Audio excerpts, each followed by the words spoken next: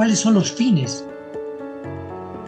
Los fines que tenemos, vean ustedes, y esto es importante, es que, y esto lo dice en el número 5 del documento, la obra de la redención de Cristo implica la restauración incluso de todo el orden temporal.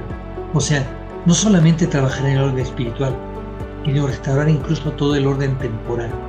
Es decir, involucrarse en esa restauración de la posguerra e integrarse. Claro, pero imagínate también, se perdieron muchísimos laicos en las guerras. Y después, cuando apenas llegan los sacerdotes a las iglesias destruidas o que ya ni existen, ¿qué creen? Católicos están involucrados en la obra de Cristo, en la redención de Cristo, que implica la restauración incluso de todo el orden temporal. Entonces, es decir, metan la mano en el orden temporal, impregnan y perfeccionen todo el orden temporal con el espíritu evangélico. Entonces, nos está metiendo al orden temporal este decreto. Y después en el número 6 habla de la aplicación de principio. Suplan diligentemente su cometido conforme la mente de la Iglesia. Les pide que piensen como la Iglesia, aclarando los principios cristianos, defendiéndolos y aplicándolos convenientemente en los problemas actuales. Es decir, este número 5 y 6 nos dice, estos son los fines de la apostolado. Restaurar todo el orden temporal, impregnarlo y perfeccionar todo el orden temporal con el espíritu evangélico. Entonces hay que meterse al orden temporal y hay que aclarar los principios cristianos, defendiéndolos y aplicándolos convenientemente en los problemas actuales. Ok. Ahora, ¿quiénes lo van a hacer? Bueno, pues el estado de los laicos es vivir en medio del mundo y de los negocios temporales, porque los sacerdotes y los obispos no viven en medio del mundo ni de los negocios temporales. Así que esta chamba de restaurar incluso todo el orden temporal, de impregnar y perfeccionar todo el orden temporal y de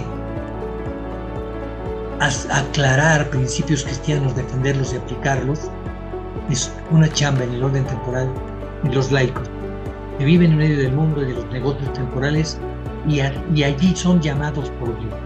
Hay toda una existencia que Dios llama a los laicos a estar en el mundo y los negocios temporales y que allí ejerzan su apostolado.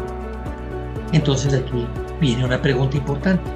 Si tú eres laico, ¿tú en qué negocio temporal estás aclarando el principio?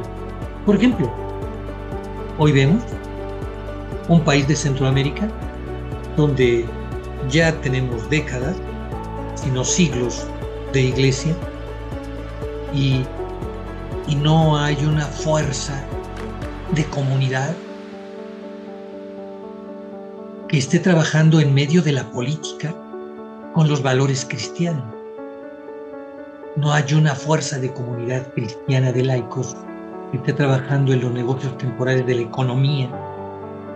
Y lo podemos ver también aquí en nuestro país. Imagínate, 90% de bautizados se reportan. Y todos los bautizados no son laicos. Porque sí viven en el medio del mundo. Pero ¿qué crees? No estamos ejerciendo el apostolado ni en la política, ni en la economía, ni en la sociedad, ni en la cultura. Y si lo estamos haciendo muy mal, porque vivimos en un país con más del 90% de bautizados, pero con un 99% de impunidad, con corrupción en el gobierno federal, estatal y municipal, con grandes redes de católicos bautizados en la delincuencia organizada y no organizada. Entonces, creo que este llamado, esta definición de laico, hay muchos bautizados, pero decirse laico es decir, oye, ¿cuál es mi trinchera?